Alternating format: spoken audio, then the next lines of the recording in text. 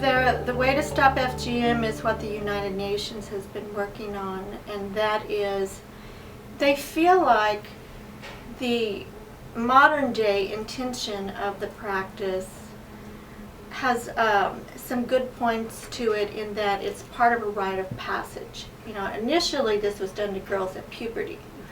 Also, they had a much better chance of surviving when this was done to them at that age versus now it's been younger and younger. So a 5-year-old girl, you cut her up and leave her to bleed to death in the bush, then she has a much smaller chance. What the UN is proposing, and this idea is really taking root, is that we keep the rituals, we keep the community traditions, but we just don't do the cutting.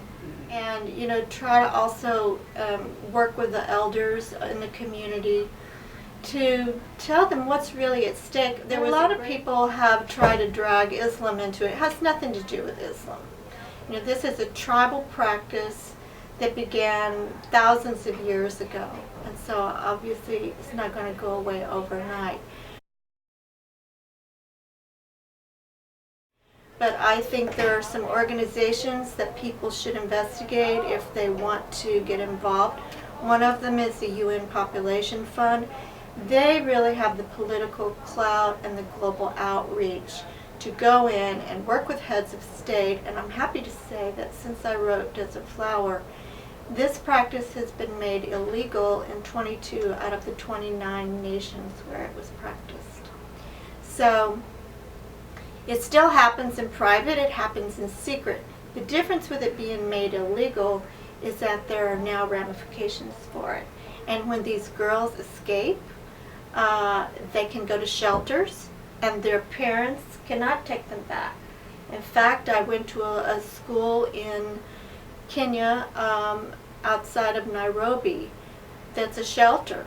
And it's funded by Eve Ensler, who wrote the Vagina Monologues, and also by the UN. And it's a boarding school, and if the girls say, I don't want this to happen to me, they can go there, and because Kenya has outlawed it, they can legally keep them there in the shelter if that's what they want to do. And so they're being educated. I interviewed this one little girl. She looked really, really damaged. Unfortunately, her father had done this to her against her will.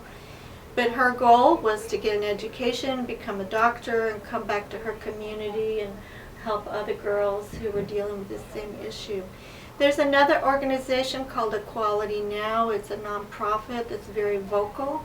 And so that's another group that I would investigate. Well, I think what you all are doing, I mean, there's an organization on campus, Mosaic, you know, give presentations, talk to your colleagues, make them aware, and getting, you know, groups change the world. So when we mass together, then we can get some traction politically. But I think the enemy of this is apathy. You know, first it's education. People, I think, still don't really understand what's at stake.